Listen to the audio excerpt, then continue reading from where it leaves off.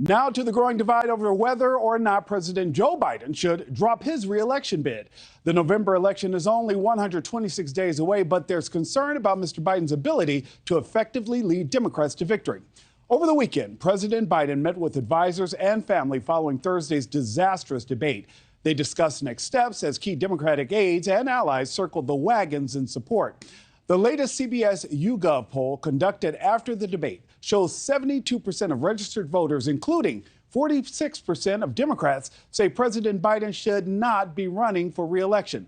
NewsNation's Tom Dempsey is at the White House this morning, and he has the latest from the president's future plans. Tom, there's growing pressure from some for the president to bow out of this race. What is his family telling him he should do?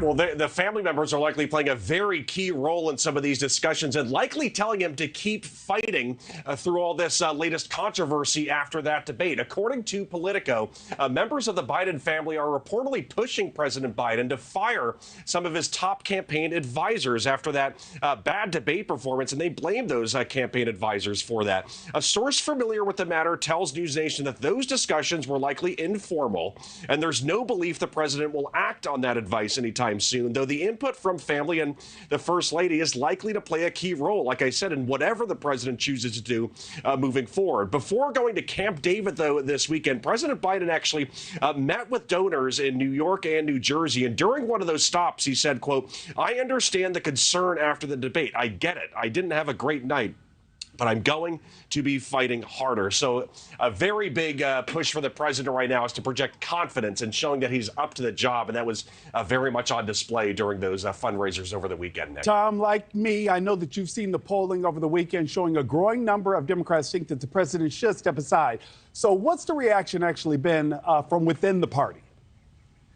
Well, look, I think those numbers back this up when I say that Democrats are really feeling a lot of panic after that debate last week when President Joe Biden seemed to stumble over his words among his bad performance. And, you know, it's interesting, too, because we learned details about a call that happened over the weekend with the Democratic National Committee chair, as well as a top Biden campaign manager.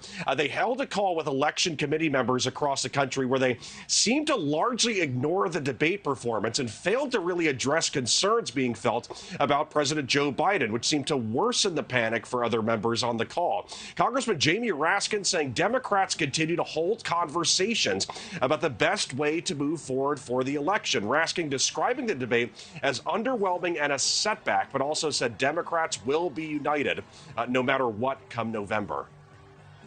One thing I can tell you is that regardless of what President Biden decides, our party is going to be unified, and our party also needs him at the very center of our deliberations and our campaign. And so whether he's the candidate or someone else is the candidate, he is going to be the keynote speaker at our convention. Among the other supporters coming out for President Joe Biden, former Speaker Nancy Pelosi, who called the debate a bad night for a great presidency, and she says she will not be joining the calls for President Joe Biden to step down, Nick. Tom Dempsey live this morning at the White House. Tom, thank you so much. Thanks for watching, everybody. Go to joinnn.com to find News Nation on your television provider. Also, don't forget to click that red subscribe button below to get more of News Nation's fact-driven, unbiased coverage.